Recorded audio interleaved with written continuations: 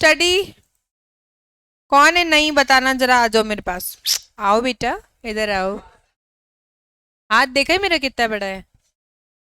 आओ इधर। इसको नहीं पढ़ना है?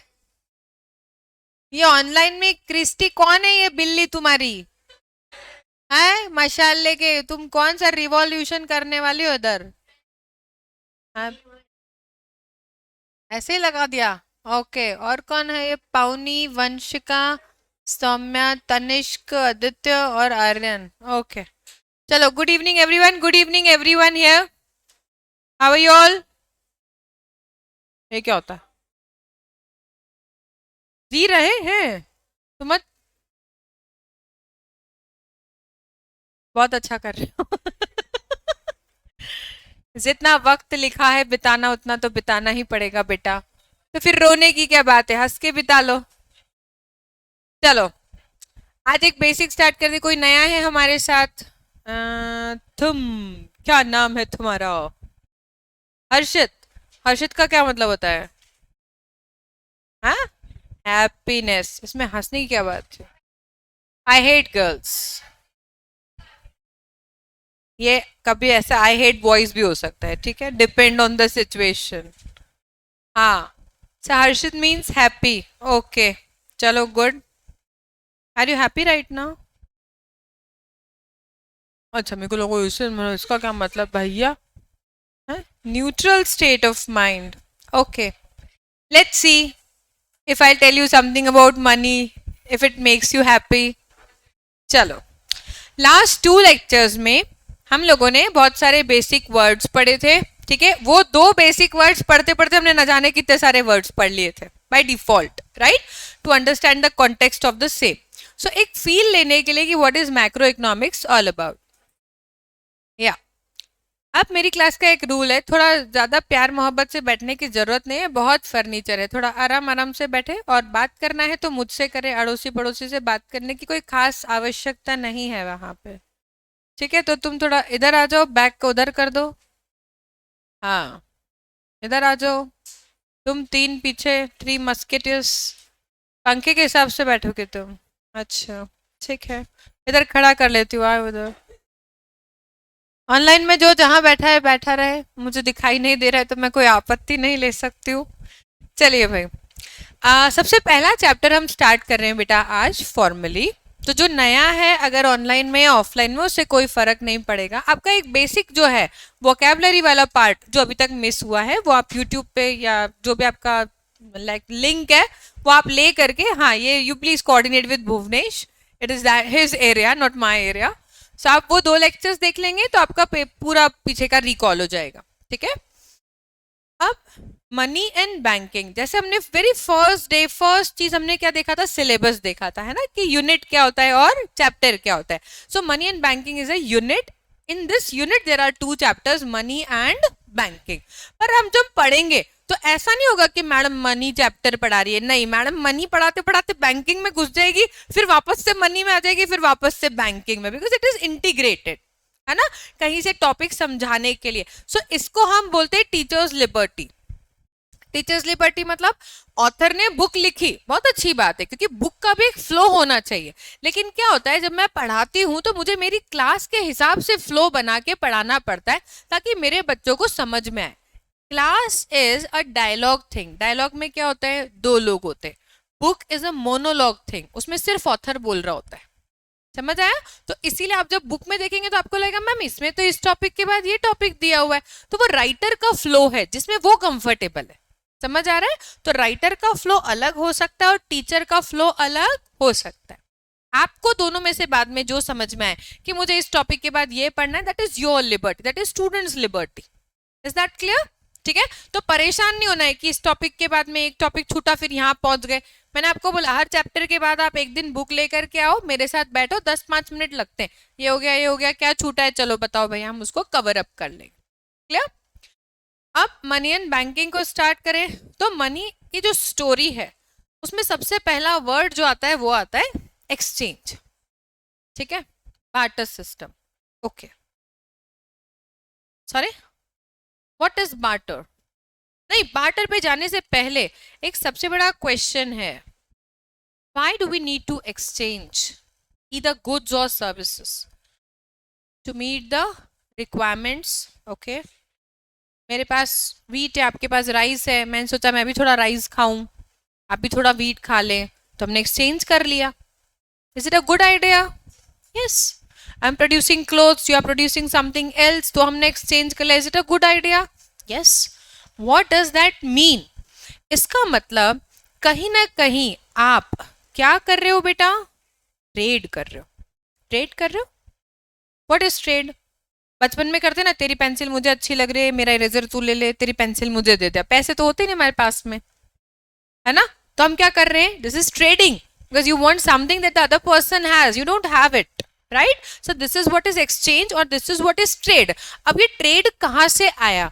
तो मैं आज आपको एक ऐसा वर्ड सिखा रही हूँ जो मैक्रो इकोनॉमिक्स ही नहीं, इंटरनेशनल इकोनॉमिक्स का भी बेस है. कभी लाइफ में पढ़ने का आपको मौका मिले तो पढ़िएगा, उस दिन आपको लगेगा कोई सब्जेक्ट पढ़ा है. कौन सा सब्जेक्ट? International economics. ठीक है. उसका जो सबसे प्यारा, सबसे इंपॉर्टेंट वर्ड है, उसको बोलते हैं कंपैरेटिव एडवांटेज. ये वर्ड हम वापस यूज करेंगे जब हम फॉरेन एक्सचेंज पढ़ेंगे ना, तब. कंपैरेटिव एडवांटेज क्या है? तुम वो करो जिसमें तुम अच्छे हो, मैं वो करूं जिसमें मैं अच्छी हूं, और फिर हम वो चीजों को एक्सचेंज कर ले. मुझे डोसा बनाना नहीं आता था, काहे का इंडियन कॉफी हाउस इतना बेहतरीन, इतने सालों से डोसा बना रहे, लेट देम मेक दैट ना.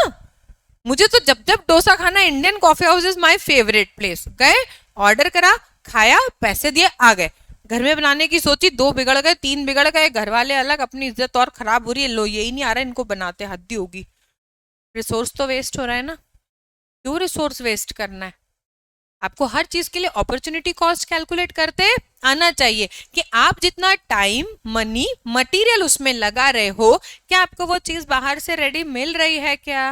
और अगर उतने ही पैसे में या थोड़ा सा मार्जिन ज्यादा लग रहा है, तो भी हम बाहर से मंगाना पसंद करते हैं. अब ये कंपैरेटिव एडवांटेज के चलते ट्रेड स्टार्ट हुआ है. अब ट्रेड स्टार्ट हुआ कैसे हुआ? सबसे पहले बात करें तो हमारे पास में विलेजेस नाम की यूनिट्स हुआ करती थी. 4 उसमें वर्ण होते. कौन कौन से? ब्राह्मण, वैश्य, शूद्र और क्षत्रिय. मेरे साथ पढ़ोगे, थोड़ा इधर उधर भी से निकाल के लानी पड़ेगी इंफॉर्मेशन. ब्राह्मण क्या करते हैं? पूजा पाठ करते. क्षत्रिय क्या करते हैं? वॉर, प्रोटेक्शन के लिए. यस, दे वॉर दे. और शूद्र क्या करते हैं? क्लीनिंग करते हैं बेसिकली. और कौन बचा? वैश्य. वैश्य क्या करते हैं? ट्रेडिंग करते हैं. They are the traders. Vaishya are traders, व्यापार करते हैं. एग्जैक्टली. अब देखो, ये 4 वर्ण थे, एक छोटा सा विलेज है, अपने आप में सेल्फ सफिशिएंट यूनिट है. अब हमारे विलेज में खबर आई कि अरे पास के कोई विलेज वाले ने बड़ा अच्छा कालीन बनाया है, और उसके विलेज के जो सरपंच है या उस किंगडम के कोई राजा ने उसको इनाम दिया है. अब हमारे राज्य में तो खलबली मच गई कि हमें भी वो कालीन चाहिए. क्या हुआ? ऐसा हुआ. अब अगर हमारे राज्य में खलबली मची तो हमने वहां से वो चीज मंगवाई, उसके बदले हमने कुछ पे करा होगा, राइट? इस तरीके से ट्रेड स्टार्ट हुआ. अब ये ट्रेड एक किंगडम के अंदर भी हो सकता था, 2 किंगडम्स में भी हो सकता था. इसका मतलब कंट्री के अंदर भी हो सकता है और 2 कंट्रीज के बीच में भी हो सकता है. इंटरनल भी हो सकता है, एक्सटर्नल या इंटरनेशनल ट्रेड भी हो सकता है. यस और no? Yes. Now this is how the trade started. अब ये जब ट्रेड स्टार्ट हुआ तो किसी के पास में कोई ऐसी चीज नहीं है जो कॉमन या एक्सेप्टेबल है. इसीलिए इस एक्सचेंज को, to make it happen, we started with which system? Barter. कि मेरे पास ये, तुम्हारे पास ये, हम दोनों क्या कर लेते हैं? एक्सचेंज कर लेते. ऐसे आया ये सिस्टम. क्लियर? अभी क्या समझ रहे हैं हम? भूमिका समझ रहे हैं. क्यों हुआ ये? हमको क्यों हर चीज का पता होना बहुत जरूरी है. क्यों क्यों मनी एंड बैंकिंग पढ़ रहे, कैसे इवोल्यूशन हुआ. अब जब ये बार्टर सिस्टम आया, इसको एक और नाम दिया गया जिसको बोला गया CC economy. Commodity to commodity economy. सामान के बदले सामान. ठीक है भाई, कोई प्रॉब्लम नहीं है.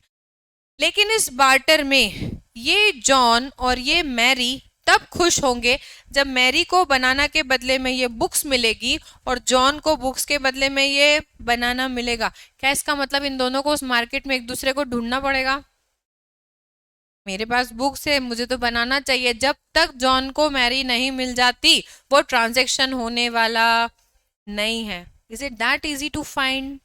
No, this was the problem. अब हिंदी में कहावत है कि ऐसा कोई ताला नहीं बना जिसकी चाबी नहीं हो। तो ऐसी कोई समस्या नहीं है जिसका कोई समाधान ना हो। तो भाई अब समस्या आई तो समाधान ढूंढना पड़ेगा। क्या और कोई समस्या आई? बिल्कुल, बहुत बड़ी समस्या आ गई। अब ये तो पहुंच गए अपनी गाय लेके। अब इन्होंने मान लो जरा सा सामान दिया तो बोले गाय का एक पैर दे नहीं सकता, पूंछ से काम चला लो। अरे भाई बोले पूंछ का मैं क्या करूंगा? अब तुम्हें इतने सामान में इतनी बड़ी गाय दे दूं, ये पॉसिबल नहीं है। तो धीरे धीरे करके बार्टर की समस्याएं जो थी वो क्या होने लगी, सामने आने लगी। ठीक है, किसी भी एक चीज की प्रॉब्लम्स किसी दूसरे चीज का इवोल्यूशन लेकर के आती है बेटा। यहां से हमारा पहला क्वेश्चन चालू होता है मनी एंड बैंकिंग का। What are the problems of barter system? और इसी का ऑल्टरनेटिव क्वेश्चन बनता है what are the reasons of evolution of money? Same answer है, सेम आंसर है, लेकिन लिखने का तरीका बहुत अलग। जब हम बात करते एक पॉजिटिव टोन होता है और एक नेगेटिव टोन होता है। ऐसे मार्क्स लाए हो? शी, पढ़ाई तो बहुत करी थी तुमने। ए पॉजिटिव टोन लग रहा है, नेगेटिव टोन। इतने मार्क्स आए बेटा, चलो कोई बात नहीं, मेहनत की थी तुमने, ठीक है, गलती से सीखा तुमने, चलो नेक्स्ट टाइम और अच्छा करेंगे। कैसा टोन लग रहा है? पॉजिटिव टोन लग रहा है। बोलने से ही समझ में आ रहा है आपको। क्या राइटिंग में भी नेगेटिव और पॉजिटिव टोन हो सकता है? बिल्कुल हो सकता है। When you are talking about some limitation, some problem, some drawback, कौन सा टोन जाएगा? नेगेटिव। अब प्रॉब्लम्स ऑफ बार्टर सिस्टम बोला, ड्रॉबैक्स ऑफ बार्टर सिस्टम बोला, हम क्या बताएंगे? ये दिक्कत, ये दिक्कत, ये दिक्कत, कोई काम का नहीं है। लेकिन उन्होंने बोला reasons of evolution of money, हमारा टोन कैसा हो जाएगा? पॉजिटिव। देखा है, पैसे ने ये दिक्कत खत्म करी, ये दिक्कत खत्म करी, ये दिक्कत खत्म करी। समझ आया? एक ही चीज आप बोल रहे हो लेकिन उसमें क्वेश्चन जैसा पूछा जाएगा उस हिसाब से टोन हमको सेट करते आना चाहिए। एक बार हमको लिखता है ना आंसर, तो हमने लिखा था इतना बड़ा, मार्क्स क्यों नहीं मिले? तो हमारा टोन क्या था ये तो हमको पता चलना चाहिए ना। सो अकॉर्डिंगली हम यहाँ पर उसका टोन सेट करेंगे। ठीक है, आज आप लोग अपने थोड़े से रनिंग नोट्स लेंगे। ठीक है, एक दो लेक्चर के बाद I will start giving you notes. जब मैं पढ़ाऊंगी तो मैं पहले लेक्चर में कभी भी नोट्स नहीं दूंगी किसी भी चैप्टर के। अदरवाइज क्या होता है बेटा, उससे भी मैं आपको प्रॉब्लम बताती हूँ। हम इतने कंफर्टेबल हो जाते हैं कि फिर हम अपने आप से लिखने की कोशिश नहीं करते कुछ भी, क्योंकि हमारे सामने वो चीज अवेलेबल होती है। ठीक है, so scarcity of something creates the urge to do that. अगर उस चीज की कमी है तो हमको लगता है हाँ ये लाइन मिस नहीं हो जाए, ये चीज मिस नहीं हो जाए, तो हम लिखते हैं। ठीक है, नोट्स अवेलेबल हो जाएंगे, वो कोई प्रॉब्लम नहीं है, पर हमको थोड़ा सा मेहनत अपनी लैंग्वेज में करना चाहिए। नाउ अब मनी आया क्योंकि बार्टर की प्रॉब्लम आ गई। अब मनी का इवोल्यूशन कैसे हुआ भाई? चलो, सबसे पहले तो बार्टर ही था आपका। ठीक है, उसके बाद क्या आया है? गोल्ड। गोल्ड का क्या रेट चल रहा है भाई आजकल? नहीं नहीं, 95 पे तो नहीं गया अभी, सुना रू मैं। 92, हाँ अभी कम हुआ है क्या 2 दिन में? कम भी हुआ है, चांदी भी कम हो गई है। ठीक है, अभी मैं सराफा से ही आ रही हूँ। गोल्ड का रेट भी कम हुआ है थोड़ा सा, चांदी थोड़ा ज्यादा कम हो गई है। ठीक है, तो क्या करना चाहिए हमको? रख के रखना चाहिए। अगर खरीदा हुआ है तो उसको बेचने की जरूरत नहीं है। क्यों नहीं है? क्योंकि गोल्ड कैसा मेटल है? प्रीशियस। अब देखो, सबने गोल्ड की बात आई तो ध्यान से सुना, इसका मतलब gold is common to all. तो क्या हम गोल्ड को as a any form use कर सकते हैं कोई ट्रेड करने के लिए? हाँ। अभी मैं बोलती मेरे पास गाय है तो बोलते हैं तो क्या ही करें हम उस गाय का, आप ही रख लो। हाँ, लेकिन अगर हम गोल्ड की बात करेंगे कोई मना करेगा क्या? हम भी रख सकते हैं मैम, कोई दिक्कत नहीं। कितना भी रख सकते हैं, राइट? सो क्या गोल्ड प्रीशियस था? क्या इसीलिए गोल्ड ने बार्टर को रिप्लेस करा? यस। तो गोल्ड एक ऐसा मेटल आया जिसके हमने क्या बना लिए? कॉइन्स, जिसको हम सिक्के या मोहरे भी बोला करते थे, है ना। और फिर हमने उसको ट्रेड में यूज करना चालू करा। क्या इसका मतलब यह है कि मनी वो चीज होगी बेटा जो एक्सेप्टेबल टू एवरीवन होगी? सबको इंटरेस्ट होना चाहिए ना इसको कमाने में, इसको खर्च करने में, उसको बचा के रखने में, वरना क्यों ही? ठीक है। देन उसके बाद में आ गए मेटल के कॉइन्स। अब गोल्ड का अपना एक लिमिटेड अवेलेबिलिटी है, राइट, नेचुरल रिसोर्स है, लिमिटेड अवेलेबल है। प्लस क्या हुआ कि जिन कंट्रीज के पास बहुत ज्यादा गोल्ड रहा है वो बहुत डोमिनेटिंग कंट्री, जैसे हमारे देश को सोने की चिड़िया बोला जाता था। ब्रिटिशर्स गए तो कितने सोना ले गए आपके देश से, आपको पता है? 114 शिप भर के सोना ले गए वो ब्रिटिशर्स। तो सोने की चिड़िया के बदले हम लोग सिर्फ क्या रह गए? चिड़िया, बस। इतना गोल्ड था, जिस कंट्री में ज्यादा गोल्ड था उसकी बहुत डोमिनेंट पोजीशन थी। और हम फॉरेन ट्रेड कब से कर रहे हैं आपको पता है? जो ममीज पे कपड़ा मलमल का चढ़ाया जाता था ना, वो इंडिया से जाता था। जो ब्रिटिशर्स ऑमलेट पे काली मिर्ची और नमक खाना सीखे, स्पाइसेस, वो हमारी कंट्री से जाते थे। इतना पुराना हम इंटरनेशनल ट्रेड में है। तो हमारी कंट्री का खुद का natural resource plus foreign exchange earnings दोनों थी हमारे पास में। So we were doing wonderfully good. लेकिन उतना गोल्ड नहीं था कि इतने कॉइन्स बना दिया जाए कि हर किसी को क्या कर सके, उसको अवेलेबल। तो हम काय पे शिफ्ट हुए फिर? अदर मेटल्स पे। क्योंकि गोल्ड कैसा होता है? मेलिएबल एंड डक्टाइल है। सिर्फ गोल्ड का प्योर कुछ भी आप नहीं बना सकते, you have to add impurities. आप ज्वेलरी में भी समझोगे कभी तो, है ना। सो हम मेटल कॉइन्स पे आ गए। उसके बाद काय पे आए हम लोग? पेपर पे। मेटल्स में क्या प्रॉब्लम रही होगी, बहुत अच्छे से सोच के बताना कि पेपर में वो प्रॉब्लम नहीं है। हाँ जी, भारी। हाँ, अब मैं आऊं क्लास में, दोनों जेबें भरी है मेरी इधर 20-20 के 50-60 सिक्कों से, तो मैं आऊं उधर से यहाँ तक, बोले मैम क्या लाई हैं आज? पर ऐसे मेरे जेब में अभी 50,000 रुपए रखे हो तो पता चलेगा क्या? नहीं चलेगा। कौन से दिन पता चला था किसके घर में कितने पैसे हैं? जब किसने बोला था मित्रों? तब निकले थे ना सबके पास से, अंदर से जितना दबा हुआ था। उनने एक बार बोला मित्रों, जिसके हाथ में खाना था वही अटक गया। क्या ये नोट नहीं चलेंगे? ओके, नहीं खा सकते अब हम। अब देखिए कितना जमा हुआ है अंदर, राइट। तो सबसे बड़ा प्रॉब्लम मेटल मनी के साथ में क्या था बेटा? बहुत बल्कि कैरी करना पड़ता था। प्लस आपको एक प्लेस से दूसरी प्लेस जाना है, से फॉर एग्जांपल, तो आप उसको लेके कैसे जाओगे ट्रांसपोर्टेशन के लिए? तो अब हमको कुछ ऐसा चाहिए जो इजी टू कैरी हो और लाइट वेट हो। तो फिर हमें क्या मिला option? Paper. This is evolution, है ना। इवोल्यूशन मतलब उत्पत्ति होना, कि यहां से इस स्टेज पे आए, फिर इस स्टेज से इस स्टेज पे आए। अब पेपर के बाद में काय पे आ गए हो आप? प्लास्टिक कार्ड्स पे। कितने तरीके के कार्ड्स होते हैं बेटा? डेबिट कार्ड और क्रेडिट कार्ड। Very good. कौन से कार्ड से पैसा निकाल सकते हैं एटीएम से? डेबिट कार्ड से। बहुत बढ़िया। कौन से कार्ड से बिना पे करे अभी शॉपिंग कर सकते हैं? क्रेडिट कार्ड से। कितने टाइम बाद पे करना पड़ेगा? 40-50 दिन का साइकिल होता है हर बैंक का, है ना, फिर मैं बाद में पे कर सकती हूँ। ठीक है। कौन सा कार्ड मुझे भटका देता है शॉपिंग करते करते? करते जा शीतल, कोई फर्क नहीं पड़ रहा है, 65,000 की लिमिट है तेरे पास। लिमिट है, पैसा है कि नहीं ये नहीं पता। वो ऐसा कौन सा वर्ड यूज करा मैंने? लिमिट। और वो बार बार बोलते हैं और लिमिट बढ़ा रहे, और लिमिट बढ़ा रहे। भाई लिमिट बढ़ा ले, पैसा तो मुझे ही देना है ना, 40 दिन बाद भी अकाउंट में तो डालना पड़ेगा ना, है ना। और कौन से वाले कार्ड से अभी तुरंत पैसा कम हो जाएगा? डेबिट कार्ड से। कौन सा मुझे होश में रखेगा? डेबिट। कौन सा मदहोश कर सकता है? Credit card. बहुत बढ़िया।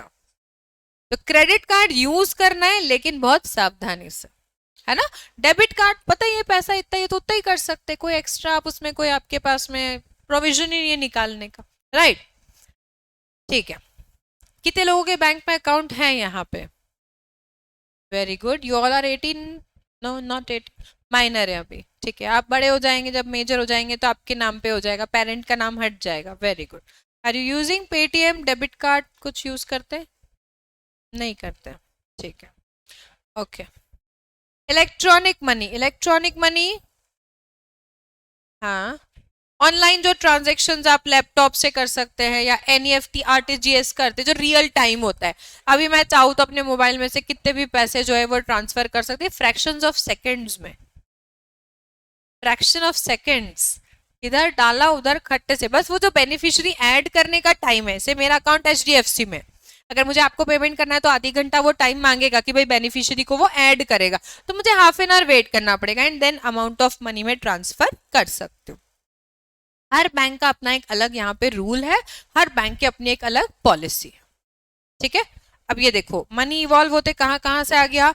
बार्टर से काय पे आए हम? गोल्ड पे। फिर काय पे आए? मेटल कॉइन्स पे, फिर पेपर पे, फिर कार्ड्स पे, फिर इलेक्ट्रॉनिक मनी पे आ गए। यहां तक सबको क्लियर? ठीक है, ऑनलाइन में बेटा सबको क्लियर है ये? Wonderful, very good, okay. So अब आ जाते हैं जिस वर्ड के बारे में हमको इंतजार है कि मनी है क्या।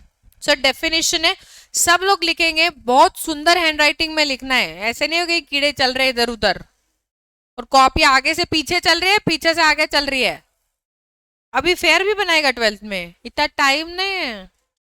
हाँ, चलो एक कॉपी मुझे अच्छी वाली चाहिएगी, क्योंकि फिर प्रैक्टिकल क्वेश्चंस करेंगे ना बेटा, तो मैं चेक भी करूंगी कॉपी।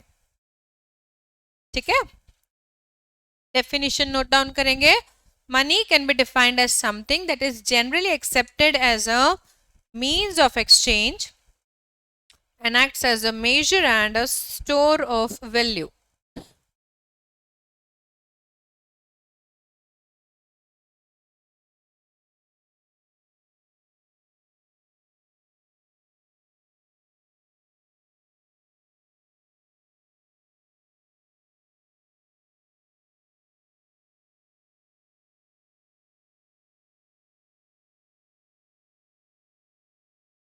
और ये एक दुनिया की सबसे बड़ी डेफिनेशन है मनी की, जो मैंने लिख दी है।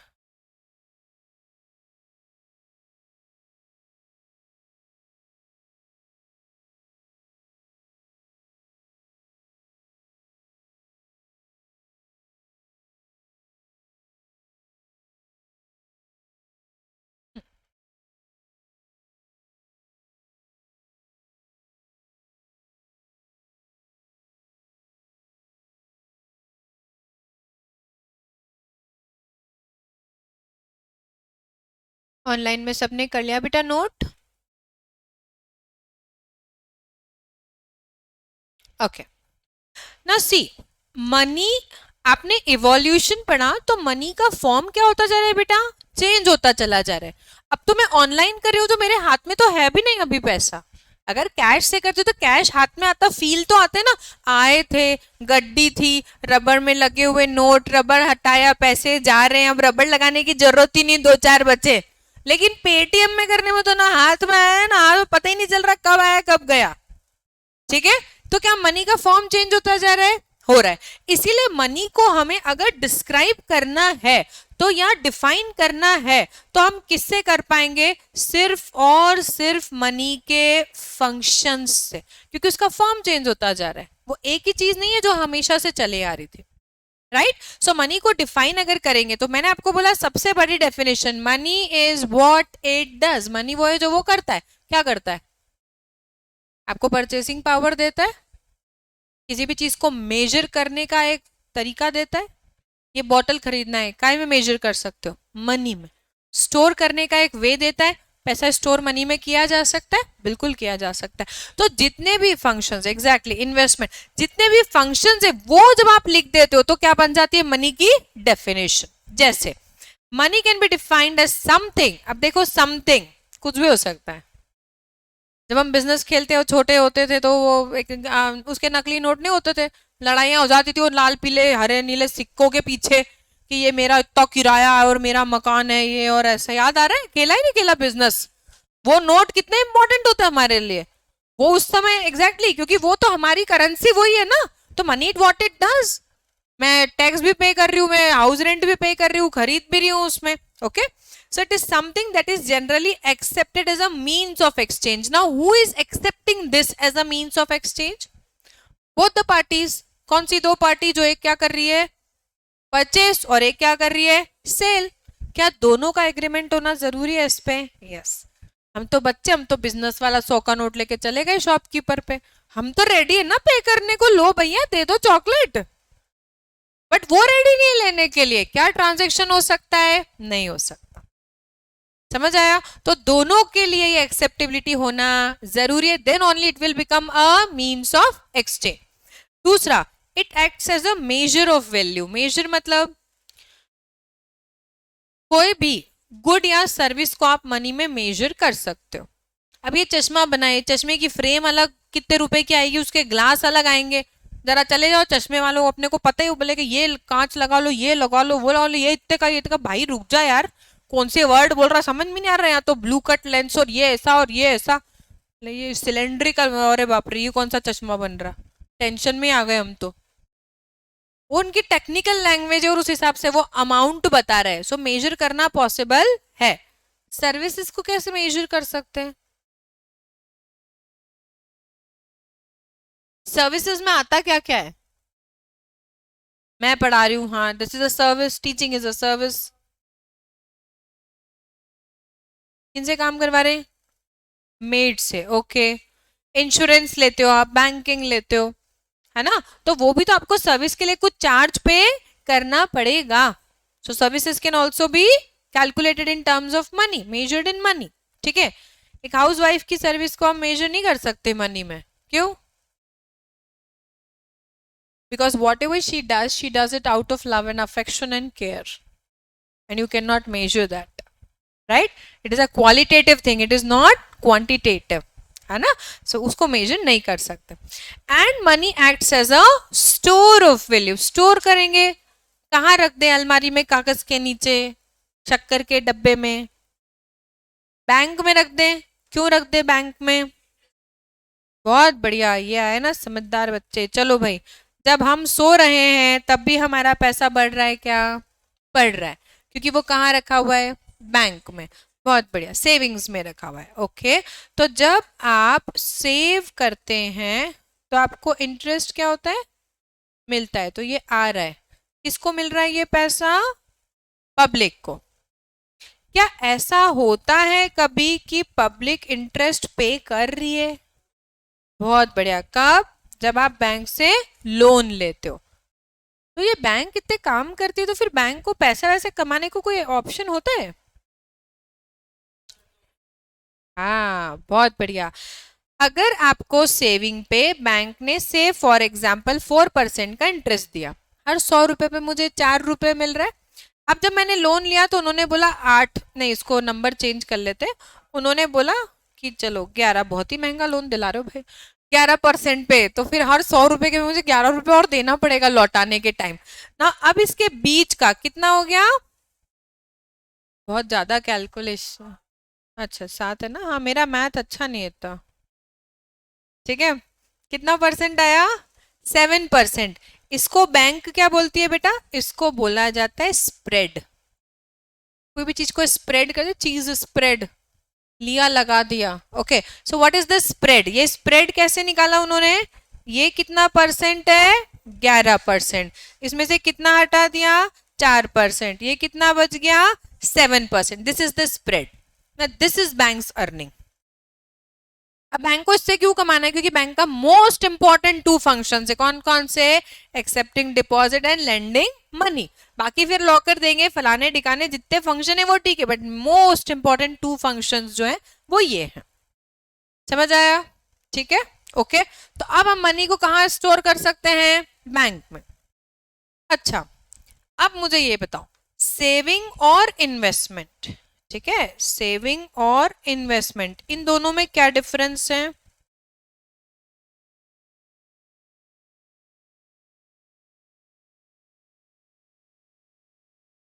Okay,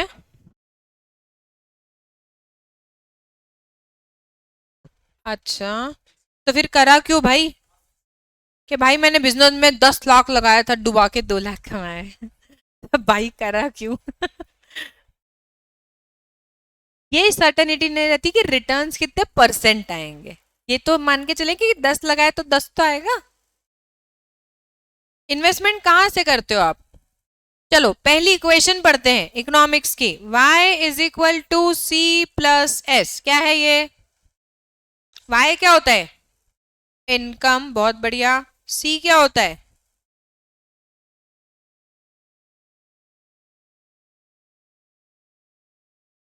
consumption. s क्या होता है?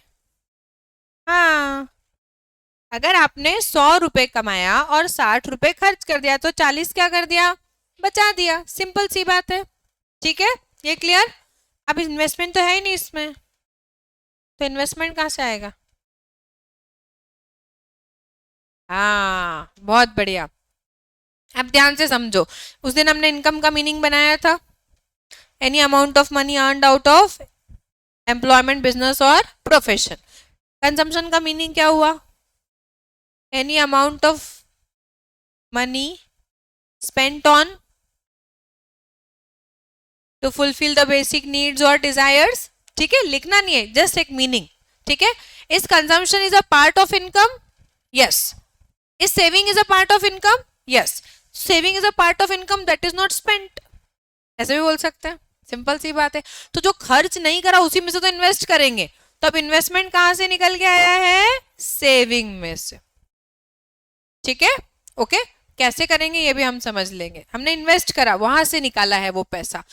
अब ये अगर मेरा बैंक का सेविंग अकाउंट है, मैं तो कभी भी पैसा निकाल सकती हूँ, लेकिन मैं अपने इन्वेस्टमेंट में से बीच में पैसा नहीं निकालूंगी। Reason being, investment is a sacrifice that is made for long term and it is for future benefit, लंबे समय के लिए। जैसे आज अगर आप 18 साल के होते हो और शेयर में पैसा लगाते हो, पढ़ रहे हो आप अभी अकाउंट्स में, इक्विटी शेयर्स, प्रेफरेंस शेयर्स पे पहुंच गए, कंपनी पढ़ा, कुछ पढ़ा है, कंपनी फॉर्मेशन पढ़ लिया बीएस में, कंपनी पढ़ा ना 11th में, है ना, पैसा लगाओगे, इक्विटी शेयर होल्डर बनोगे। अगर आज मैं लगाती हूँ, I am 45 years of age, मुझे लगता है यार 10 साल 15 साल और जी लेंगे, इससे ज्यादा क्या ही जी लेंगे, पता नहीं क्या क्या तो खा रहे हैं आजकल हम लोग उल्टा सीधा। पर तुम लोग ऐसा नहीं, तुम तो अभी 18 साल के, तो 30 साल 40 साल है अभी तो जीवन में आराम से, उसके बाद रिटर्न मिले तो पेंशन हो गई अपनी। तुम कैसे इन्वेस्टर हो? लॉन्ग टर्म, है ना। मैं कैसी हूँ? Short term.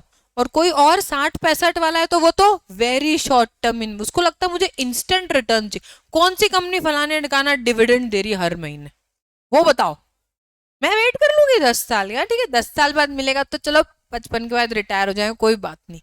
तुम कितने साल वेट कर सकते हो? 20-30 साल। आज लगाए चलो करोड़ हो जाएगा, तब इन्फ्लेशन के रेट से एडजस्ट करके समझेंगे, है ना। तो इस तरीके से आप इन्वेस्टमेंट हमेशा कब के लिए करते हो? लॉन्ग टर्म के लिए, पर सेक्रीफाइस अभी से करना चालू करना पड़ता है, राइट। ये क्या करा आपने? ये आपने मनी को क्या करा? Store. This is a store of value, and if you save it properly, if you invest it properly, you increase the value of your money. But आज भी कुछ लोग ऐसे, उनको लगता है कि नहीं, अलमारी में लॉकर में ही जो है वही स्टोर करा हुआ ठीक है। क्या क्या मिस हो रहा है उन लोगों से, बताओ? इंटरेस्ट। खैर हो सकता है हमारा इंटरेस्ट जो है वो इन्फ्लेशन के रेट को उतना एडजस्ट ना करता हो, पर जो मिल रहा है हमें, एग्जैक्टली जो हमें कुछ मिल रहा है उससे तो उन्होंने पूरे हाथ धो दिए ना। क्या इसीलिए सरकार चाहती है कि सबको बैंक अकाउंट ओपन करना चाहिए? क्या इसीलिए बैंक में पैसे रखना चाहिए? राइट। कौन सी योजना लाए थे भाई सन 2014 में, बताना जरा, जिसमें बैंक अकाउंट खुलवाने थे? चलो आज से आपको गेम खिलाना चालू करते हैं। अपना मोबाइल निकालो, निकाल लिया सबने? स्टॉप वॉच स्टार्ट कर रही हूं मैं, ऑनलाइन और ऑफलाइन दोनों में। सबने गूगल निकाल लिया? You don't use, it's okay, no problem. So stop watch start करेंगे। आपको या मुझे बताना है कौन सी योजना सरकार ने चालू करी थी जिसमें सबको बैंक अकाउंट ओपन करना है। Time starts now. और कौन से साल में?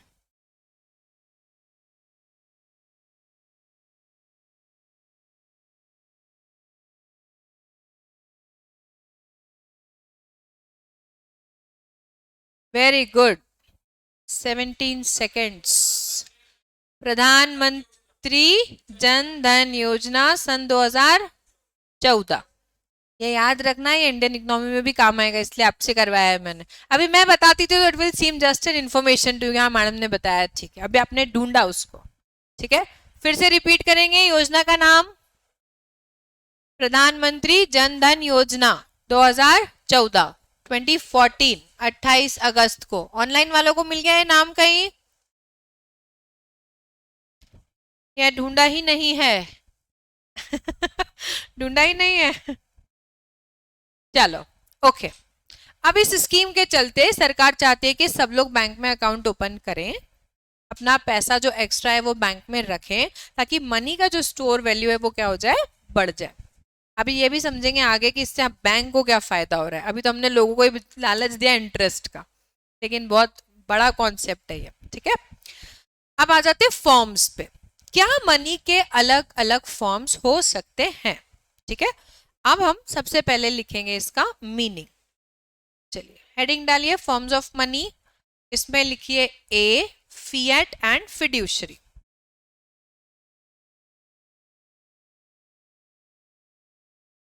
Fiat issued by authority, Fiat गाड़ी होती थी पहले, issued by authority and accepted by all. Is the color is visible till end beta? Okay.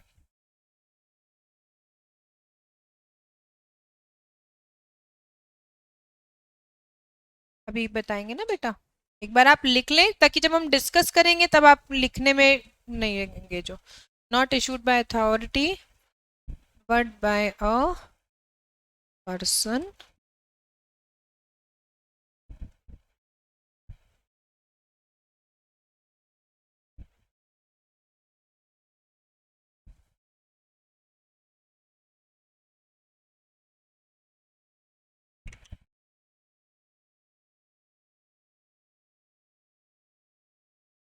अभी उस दिन अपनी क्लास में नोट निकाल के देखा था ना अपन ने, है ना, फेस वैल्यू वाली बात कर रहे थे जब, किसकी साइन थी उस पे? आरबीआई के गवर्नर की। क्या लिखा हुआ था? I promise to pay the bearer a sum of ₹100। मैं धारक को 100 रुपए देने का वचन अदा करता हूं, है ना? ठीक है, याद आया? अभी तुमको यहां पर जो दो मीनिंग लिखा है उसमें से तुम्हें कौन सा लग रहा है? वो जो नोट है वो कौन सा है, फिएट या फिड्यूशरी? फिएट, ठीक है, yes, authentic. Fiat is authentic क्योंकि किसने इशू करा? अथॉरिटी ने। हमें कोई भी करेंसी नोट अगर देता है, अब तो वैसे हम बहुत ज्यादा देखते नहीं because we are use to it, लेकिन अगर कोई नया नया यूज कर रहा होगा तो वो देखेगा ना कौन सा डिनोमिनेशन है, कितने रुपए का नोट है, किसने इशू करा है, साइन है, ये है, वो है, वो चांदी की लाइन है या नहीं है, ठीक है, सब देखेगा। क्या आपके पास वो जो एक 50 का नोट है वो पूरे भारत में कोई भी एक्सेप्ट करेगा? करेगा। भारत के बाहर नहीं करेगा। क्यों नहीं करेगा? उसकी अलग करेंसी होगी। बहुत बढ़िया। क्या मनी और करेंसी दो अलग चीज है? यस, ये समझा पहले हमने, ठीक है। सो फिएट मनी इज व्हाट, हमने अभी बहुत छोटा सा मीनिंग लिखा।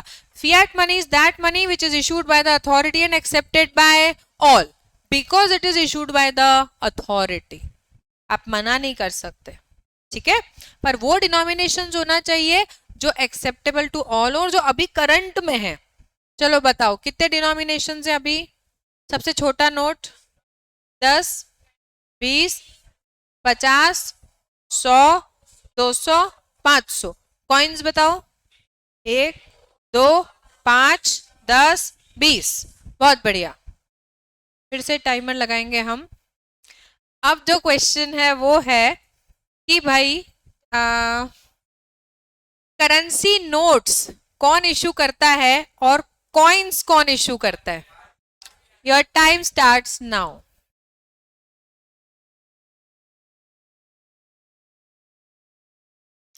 ऑनलाइन में भी करेंसी नोट्स कौन इशू करता है और कॉइन्स कौन? Coins by ministry of, yes Chirag, ministry of finance, है ना, ये मिनिस्ट्री बेटा। या प्लीज चिराग, यस यस।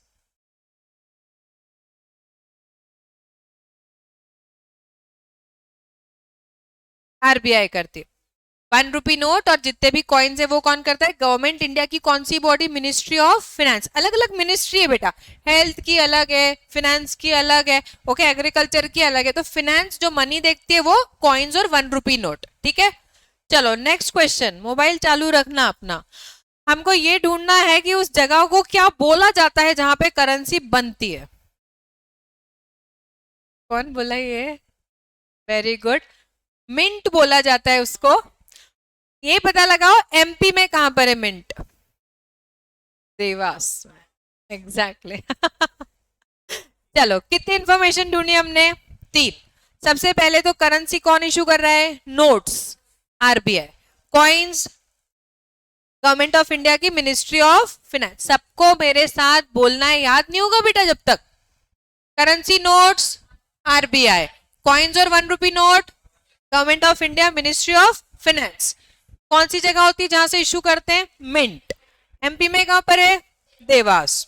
ठीक है, बहुत बढ़िया। लिखना कहीं भी नहीं, सिर्फ हमने फिक्स करके रखा है।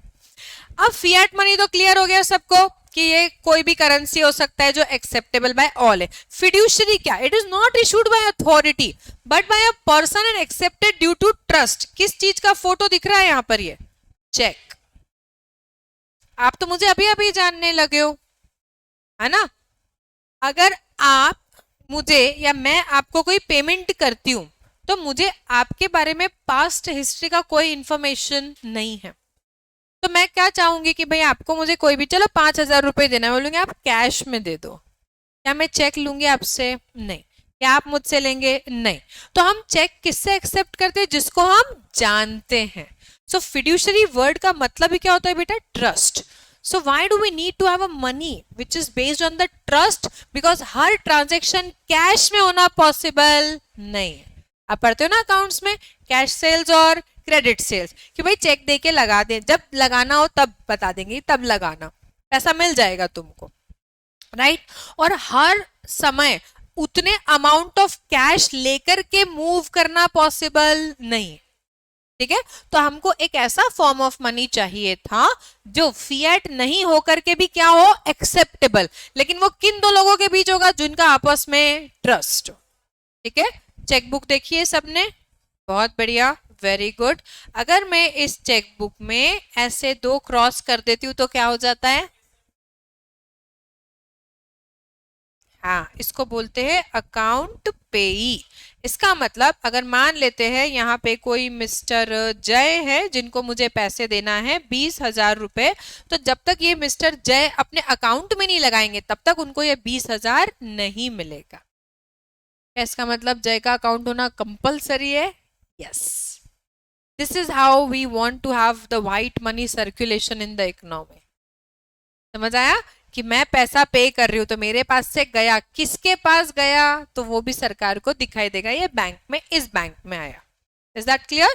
ठीक है, सो फर्स्ट हमने पढ़ा ए, जो फॉर्म ऑफ मनी। कौन सा पढ़ा? Fiat and fiduciary. So what was fiat? It is issued by the authority and accepted by all. For example currency notes issued by RBI. Fiduciary is not issued by authority but by a person and accepted due to trust. For example, checks. ठीक है, बहुत बढ़िया। ये हो गया आपका ए form. अब आ जाते हैं बी फॉर्म पे। बस 2 ही फॉर्म्स है हमारे पास में। बी में हमारे पास में है full bodied and credit. Full body, अब यहाँ पे मीनिंग आपके सामने लिखा हुआ है, money value is equal to commodity value. ये कौन सा हो जाएगा बेटा? Full bodied. और ये वाला कौन सा हो जाएगा? Credit, when money value is more than the commodity value. अब इसका भी मतलब समझते हैं।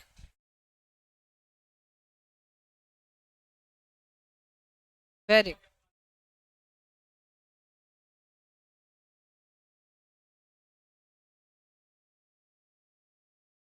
Very good, very good. और आज जो आपके नोट्स हैं वो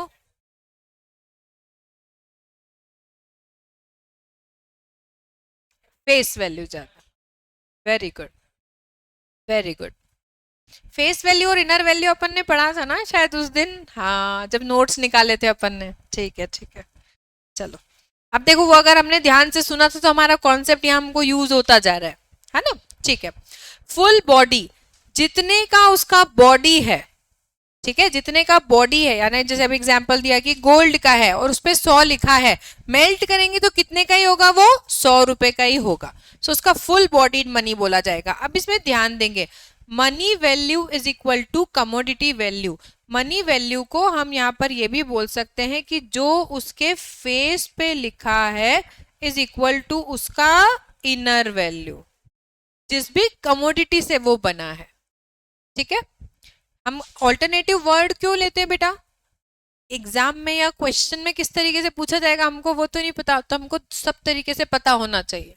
सो money value that is the face value, commodity value that is the inner value. Full bodied money clear है सबको? Okay. It can be gold coins और एनी प्रीशियस मेटल कॉइन, जो भी सिक्के मोहरे बना दिया आपने। अब दूसरा कौन सा है? Credit, where the money value is more than the commodity value. अब अपने नोट देख लो, उसका फेस वैल्यू पे अगर 500 लिखा है तो क्या उतने का पेपर है वो? 4 नोट मिल जाए किसी बच्चे को और गांधी जी की फोटो लगानी हो प्रोजेक्ट में, वो तो काट पीट के चिपका, बढ़िया। हाँ माँ 2000 रुपए थे, बोले अरे नहीं ये रहे गांधी जी तो इधर प्रोजेक्ट में चारों। मेरा दिमाग खराब हो गया, तुम्हें 50 रुपए के प्रोजेक्ट में 2000 रुपए चले गए हमारे। कर सकता है ना वो बच्चा, उसके सामने क्या वैल्यू है उसकी, पेपर ही तो है वो उसके लिए, सिंपल। और एक फोटो है गांधी जी का जो उसको चाहिए था प्रोजेक्ट में, उसको थोड़ा ना पता है कि इतने से कागज की कीमत 500 रुपए हो सकती है, राइट? नहीं पता ना उसको। तो इस तरीके से अगर हम देखें तो जो फेस पे लिखा है उसका वैल्यू बहुत ही हायर हो गया, और जिससे वो बना है कमोडिटी से उसका वैल्यू कम हो गया। That is why it is called as credit value, credit money. ठीक है। क्रेडिट वैसे भी अपने आप में आप जब भी देखोगे ना, अगर आप अकाउंटेंसी वाले उसमें जो क्रेडिट टर पे जाओगे तो हमेशा एक ऐसी ऊंची पार्टी होती है जो हमेशा ऐसे लेने वाले में से या देने वाले में से जिसका हाथ ऊपर रहेगा। डेटर कौन है बेचारा? नीचे ही रहेगा, मुझे उसको पे ही करना है क्योंकि अभी हाल है ना। सो क्रेडिट से हम समझेंगे जिसकी वैल्यू थोड़ी सी ज्यादा है। क्लियर? सो एक लाइन अगर मीनिंग बनाना हो फुल बॉडीड मनी का तो क्या बन जाएगा भाई? Full bodied money is the money in which the value of the money is exactly equal to the commodity value that is made up of. कुछ नहीं करा हमने, कीवर्ड्स लिए, जो इंग्लिश के सेंटेंस हमको बनाना है अपनी चॉइस से। एक बात और बहुत अच्छी, बोर्ड्स में आपके सेंटेंस कंस्ट्रक्शन के ऊपर बहुत ज्यादा मार्क्स डिपेंड नहीं होते बेटा। सबसे ज्यादा जो मैटर करता है वो कीवर्ड्स, हमको कीवर्ड्स पे ही खेलना सीखना है। शुरू से हमने वो सीख लिया तो फिर हमको आगे दिक्कत नहीं आएगी। ठीक है, आगे आ जाते हैं credit money. So credit money is that money where the face value of the money is more than the commodity value it is made up of. For example, currency notes, कोई भी नोट ले लो। ठीक है, यहाँ तक clear? बहुत बढ़िया। Coin भी ले सकते हैं। अब तो चलते भी इसलिए ज्यादा नहीं है, मार्केट से गायब हो गए वो। सिक्के की थैली बहुत महंगी बिकती है 1 रुपए की है ना? ठीक है, चलो अब हमारे पास में अभी 2-3 मिनट ही है, तो हम कुछ एक टॉपिक छोटा सा पढ़ लेते हैं, फिर हम इसको बीच में आपको कुछ सोचने के लिए देते हुए जाएंगे। वैसे शायद मैं इससे रिलेटेड आपको कुछ बता चुकी हूँ, देखते हैं। चलो भाई, सप्लायर ऑफ मनी कौन है? ये बैंक। ठीक है, वैसे तो हमारे पास 2 सप्लायर्स ऑफ मनी है, हम आपको भी एक पढ़ा रहे हैं। कौन सा? बैंक। बैंक में 2 तरीके के डिपॉजिट्स होते हैं, टर्म डिपॉजिट्स और डिमांड डिपॉजिट्स। ठीक है, अभी लिखो नहीं, पहले बताओ। चलो, टर्म डिपॉजिट मतलब क्या? Time, very good. कौन कौन से होते हैं? सिंपल, फिक्स डिपॉजिट और रिकरिंग डिपॉजिट। बहुत बढ़िया। Fixed, FDR, fix deposit receipt को बोलेंगे।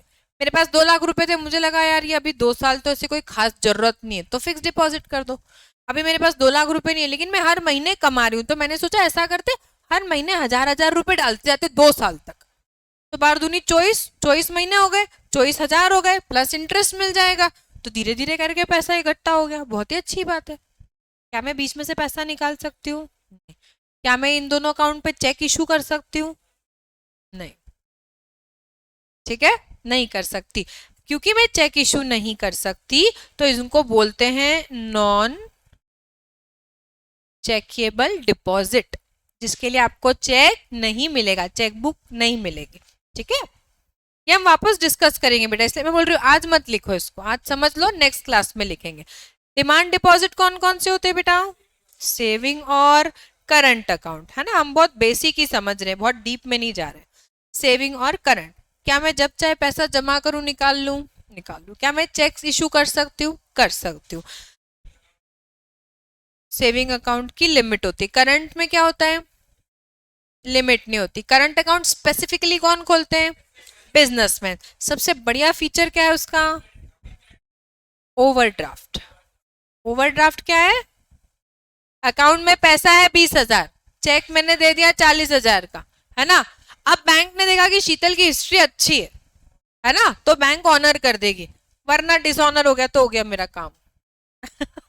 अगर मेरी हिस्ट्री अच्छी है तो बैंक मुझे अच्छा कस्टमर समझ के ऑनर कर देगी, तो ये फायदा मिल गया।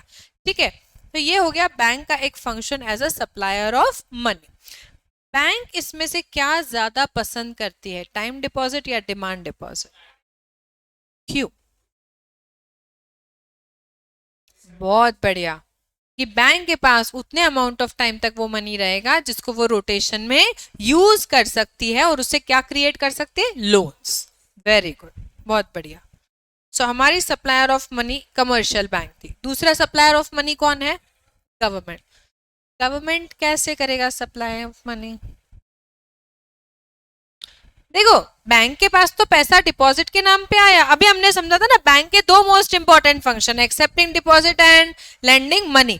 देंगे तो तब ना जो आएगा, जो मेरे पास है वही तो मैं दे सकती हूँ, जब तक है ही नहीं। मैं बहुत गुस्से में हूँ, मैम प्यार से बात करें, कैसे प्यार से बात करें, गुस्से में हूं मैं तो। अब बैंक के पास तो पैसा है, गवर्नमेंट के पास आया कहाँ से, बैंक से। हाँ, टैक्स कलेक्ट करके आया, बहुत बढ़िया। अभी जो आप मिनिस्ट्री ऑफ फाइनेंस पढ़ रहे थे, है ना, तो पैसा भाई मिनिस्ट्री कुछ तो कर रही होगी। तो अब गवर्नमेंट क्या कर रही है, गवर्नमेंट के पास में दो चीजें हो रही है। गवर्नमेंट के पास पैसा आया टैक्स के नाम पे, अब गवर्नमेंट के पास से गया कैसे, सब्सिडीज के थ्रू गया। और याद करो, मैंने इनकम बताई थी तुमको, फैक्टर के अलावा कौन सी थी बताओ, ट्रांसफर इनकम। ट्रांसफर इनकम, अगर हमारे लिए वो ट्रांसफर इनकम है तो सरकार के लिए क्या है, वो ट्रांसफर पेमेंट्स। जो बच्चा पढ़ रहा है उसको क्या दे रहे हैं, स्कॉलरशिप। जो एजुकेटेड अनएम्प्लॉयड है उसको अनएम्प्लॉयमेंट अलाउंस। जो ओल्ड एज वाले उनको old age pension. Ladli Behna को अलग दे रहे, है ना, दे रहे हैं या नहीं? क्या ये पैसा आ रहा है इकोनॉमी में? तो टैक्स के नाम पे सरकार के पास गया, टैक्स के नाम पे गया, और भी फीस एंड फाइन के नाम पे भी तो गया।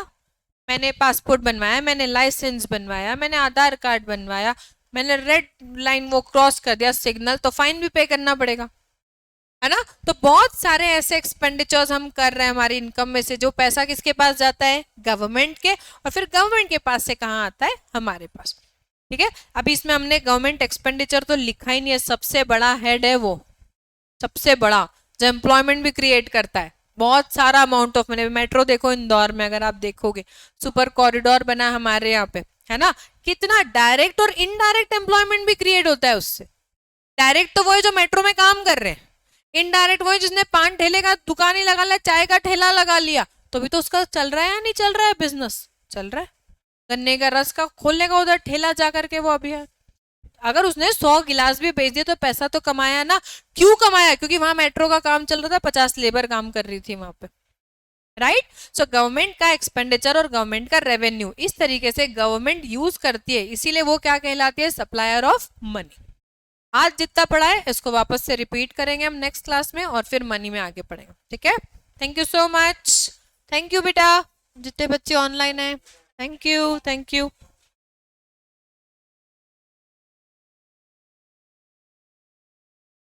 बैंक कर सकती ना, बिल्कुल कर सकते, आरबीआई को भी दे, हाँ हाँ हाँ, वो भी, वो हम प्रोसेस भी पढ़ेंगे कि कैसे होता है, प्रोसेस ऑफ